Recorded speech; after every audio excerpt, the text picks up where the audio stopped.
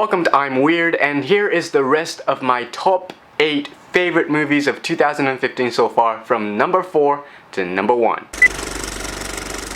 At number 4, it's a tie between two summer movies, and that is Avengers Age of Ultron and Spy. Two star-studded, equally funny and ridiculously entertaining summer blockbusters full of great characters, hilarious jokes, wonderful writing, and awesome action set pieces. Of all the big budget movies I saw this year, these two stood out the most to me. I had a great time watching these two movies, and I cannot wait to see them again.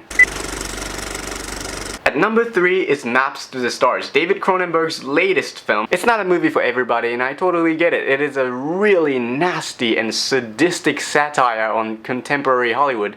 But there was something mesmerizing about Maps to the Stars. I thought the performances were fantastic. I think Julianne Moore should have won the Oscar for this role. I found all the characters very fascinating despite the fact they are utterly hideous and despicable. I loved the twisted humor. This is probably Cronenberg's funniest movie, which sounds a little bit strange because a lot of his movies are either body horror or psychological thriller. Maybe I'm a bit biased because I am a huge fan of Cronenberg, but I thought this movie was brilliant and I cannot wait to see it again.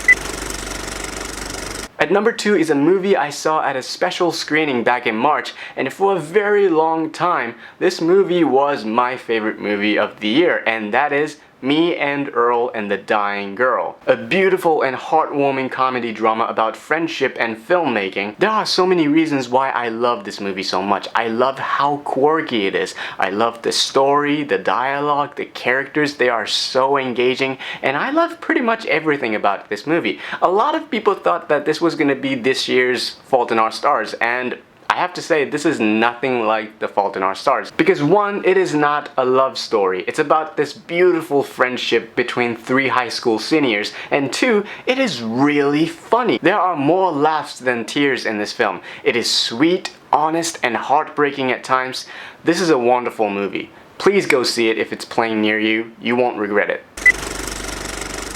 And here it is, my favorite movie of 2015 so far, and that is Inside Out, a terrific Pixar animation that is worthy of Best Picture nomination at the Oscars. This is by far the most ingenious Pixar animation since the first Toy Story. It is so ambitious and complex, and yet emotionally engaging and very moving. The animation is gorgeous, it has great characters, they made me smile and laugh and sometimes cry. I'm not gonna lie about it. I cried a little bit in this movie. It is a movie that anyone can enjoy watching, but I think this is not really aimed for younger audience. I always think that the best type of animation is the ones that deal with deep subjects that kids may not necessarily understand at first. The best example is Toy Story franchise. It's something people of all ages can enjoy, but the thing about Toy Story franchise is that the older you get, the more you start to realize the subtlety and hidden messages that you never thought about when you were a kid.